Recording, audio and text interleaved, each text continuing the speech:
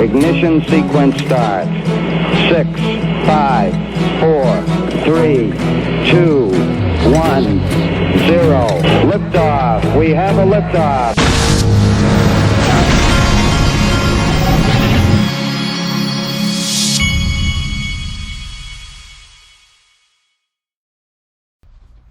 Hey everybody, this is the Digital Asset Investor, and we've got a little bit of green today on coinpaprika.com, but not a lot. Nothing crazy to speak about on that, but there are some crazy things going on. First thing's this. I want to show you this. This is from Jake Chervinsky. I guess, what's today's date? Would that be yesterday? Another day, another case of SEC regulation by enforcement. This time, they say airdrops meet the how we test investment of money prong, even if no one makes an investment and no money changes hands. Just remember, SEC settlements are not settled law. And then John Deaton retweets it and says, a year ago, I did a video on crypto law about this eventual bizarre reality.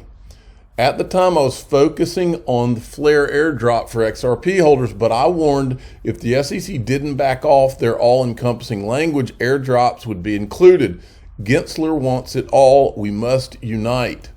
And I retweeted John, and I said, I'm assuming that I'll never see any airdrop, anything on where I had it on exchanges or anything like that until Gary's gone. I don't think we will. I think that the Coinbases of the world are going to not, I don't believe for a second, especially now that a lawsuit like that's been filed, that I don't believe Coinbase or any of these major exchanges, at least in the US, are going to give us access. I just don't believe it. Now, maybe I'll be wrong, but I don't believe it. I think Uphold might allow it. They may do it, but not the Coinbases of the world. Now, if any of you that are thinking about this issue into the future, the Ledger Nano S is a way to solve this problem, because an airdrop could occur to your Ledger Nano S, and so they have 10% off all of these packs on there right now. I'll put a link in the top of the description of this video. Click on the link and tell them DAI sent you. Now, check this out from Coins Kid. I'm not in the XRP to 1,000 or 558 or whatever club. I can't see it in the charts yet. I do, however, see $6.50, $13, and $27 possibly in the big up cycle to come. I like the sound of that. That's similar to what what was his name? Crypto Bull said. Then I like this one. We haven't talked about XLM in a while. This is from eGrag Crypto. XLM is ready to blast. XLM has been titillating the robust support line for 5 consecutive months. It has proven to be robust support and building a rigid foundation to blast. If XLM loses this RSL, doors of hell will be opened. I love the sound of that. The doors of hell. That's thumbnail city right there, folks. And you might just see it. Now, XDC Foundation, just by pure coincidence, they bumped into Brad Garlinghouse in a coffee shop in San Francisco. I'm sure they were not having coffee together. I'm sure they just bumped into each other. But who really knows? This guy right here apparently is the head of ecosystem development for North America for Zenfin, and that's XDC, which the Digital Asset Investor owns XDC. I like XDC. All right, want to show you this, folks, because a lot of people miss this. All right, this is called the let's come up with a name for it. I know you're not allowed to use the word theory in social media. The Twitter Nazis will come out and get you. But I'm going to call this. Let me give it a good name. Let me think here. I may think while you watch the video. This is called the Hinman Theory, okay? And the theory goes like this, folks, and it's really not even a theory. I think that Hinman left the SEC and then came back. Based on what Eleanor Terrett says here, it looks to me like he left the SEC and then came back almost as if it was that he was on a mission to ensure that the suit against Ripple was filed. Don't take my word for it. Listen to this exchange. Have you heard anything about a potential settlement that was maybe broached or anything buzz around that? I did hear something yesterday, and I'm not going to say the source, obviously, but what a coincidence. It was. I never tell my sources, but it was from it was a source of a source. So this person told me that they had heard that Jay Clayton, actually, when the Ripple case was brought in December 2020, Jay Clayton had been in favor of settling pretty much right off the bat. Now, look at this. This is Monday, December 7th. Now, Bill Hinman left the SEC on December the 4th. Monday, December the 7th, he doesn't work there anymore. He comes back and he has a scheduled meeting with Ripple counsel and Christina Littman, who's from the SEC. Watch the rest of it.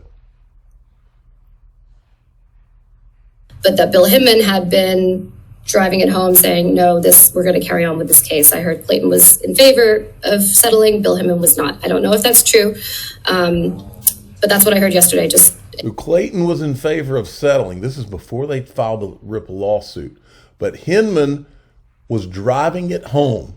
Hinman wanted them to put this lawsuit through. And here's what's most disturbing about that. To your question. Remember this John Deaton reply to Eleanor Terry. He says, but why is Hinman meeting with Ripple on December? It was not the 10th, it's the 7th, I think. Why was he meeting him on the 7th when he was no longer an employee at the SEC? His last day was December the 4th, 2020. He was a private citizen working for an Enterprise Ethereum Alliance law firm. Anyone who doesn't acknowledge that Hinman had an agenda is being ignorant.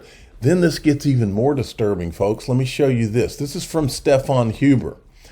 Right here, Hinman, in his deposition, it says Hinman claims to have worked for the SEC until December the 11th. Okay, now let's go back.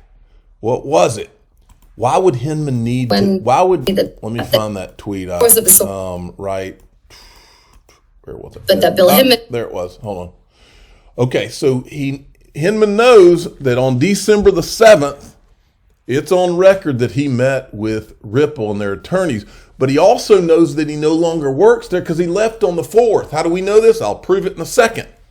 So what does he say in the deposition? He says that he worked there till the 11th, which is not true. We can prove that it's not true. Look right here. This is from the SEC's website, December the 4th, 2020, statement on the departure of Bill Hinman on his last day with the commission, December 4th. We would like to thank Bill Hinman for the thoughtful, measured, and sure-handed ...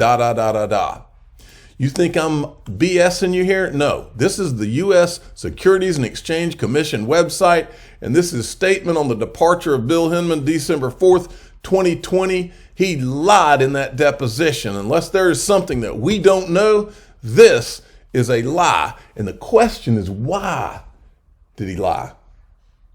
Because it says on the SEC website he left on December 4th. Why is he trying to make it look like he stayed till December 11th? It looks, I'm not saying it is, but it looks like he knew he had to say that he left after that because he knew he had met with Ripple. And now we know from Eleanor Terry that she's heard that he was the one trying to drive the lawsuit home, while even Jay Clayton was saying, let's just settle this thing. Folks. Now, here's John Deaton. I remember Brad Garlinghouse and Stuart Alderati being interviewed and saying that they attempted to settle pre-suit with SEC and were willing at that time, December 2020, to settle without any declaration by the SEC that ongoing and future sales of XRP would not be considered securities. In other words, Ripple would pay a fine and settle and would accept moving forward with status quo, it being unclear whether the SEC would go after others selling XRP. Not the best deal for Ripple. It would limit growth in the United States for sure. If Ellie's source is correct and Hinman killed the deal, then it is more evidence that the conflicts of interest were much more than appearance of impropriety, but actual impropriety. The fact that Hinman's last day was December 4th, 2020, and that he returned as a private citizen to the SEC while he was heading back to Simpson Thacher, a member of the Enterprise Ethereum Alliance, which exclusively promotes Ethereum, to influence the settlement discussions with Ripple, is criminal. I'm more confident than ever that we will get the investigation after the midterms. Even the most ardent Ripple hater should be outraged. Clayton, as chairman, is a disgrace for allowing this under his watch. At some point, Hester Pierce won't be able to say she can't comment. Let me see what else I've got. Okay, also, I want to show you this before I go. Eleanor Terrett and them, they did and Charles Gasparino did a new article, roundup of some of the findings from the Hinman calendar. One thing that's interesting that they talk about in there is how much time that the SEC spent meeting with Tim Draper and this Satoshi, who was apparently a fake. But they make the point in this article what the XRP community has been making all along, which is the SEC spent all this time on Bitcoin and Ethereum, bending over backwards on these two things, while they they gave the Heisman, football term, they gave the Heisman to Brad Garlinghouse and to basically the rest of crypto. And this goes in line with what I've been saying for almost 2 years now, which is they wanted to get, Lowell Ness said, who was Andreessen Horowitz attorney, he said, we wanted to get Bitcoin and Ethereum out from under securities laws. And I believe then the plan was to slam the door on the rest of crypto. Then you would have your Bitcoin, you would have Ethereum, which would have a monopoly on token issuance and DeFi, paying staking and all of that. And then you'd slam the door on the rest of crypto, and it would look like you accepted crypto. Yeah, we accepted this new thing, but you didn't. You slammed the door. Regulatory capture, folks. This was a monopoly attempt. And the SEC was involved in it, and the private industry was involved in it too. And why is Congress not holding antitrust hearings and potential criminal conflict hearings? Let's go. I need to show you this because it goes hand in hand with this. Let me skip. I'll get to these other things in the next video, but I wanted to show you this right here. I said during Madoff, it was the SEC that didn't listen. This time it's Congress and the SEC. Winter, elections are coming. This was on CNBC this morning. We have some news on the crypto front today. Elon Moy joins us for more on this. Elon, it's really good to see you. Good to see you too, Becky. Well, good morning. We got an exclusive look at a new poll that shows in some of the most critical swing states of the midterm elections, there are more voters who own a digital asset than hold a union membership card. Now, that's according to new data from Morning Consult and Hahn Ventures. That's the $1.5 billion fund started by Katie Hahn. By the way, we must mention that's Katie Hahn's Hahn Ventures. Don't forget Katie Hahn. And it could make these voters an influential new bloc. The poll shows Andreessen Horowitz Katie Hahn. 18% of voters. Sued Ripple when she was Assistant U.S. Attorney General. Is that her title or something like that? New Hampshire, Nevada, Ohio, and Pennsylvania hold cryptos or NFTs. Now, All right. So, winter is coming, Congress, and none of you have called for an investigation of this. I'm the digital asset investor. I'm not an investment advisor. This is for entertainment purposes only. Please subscribe, hit the like button, tell your friends and family that Congress hadn't done jack squat to look into ETHgate. And we're all watching.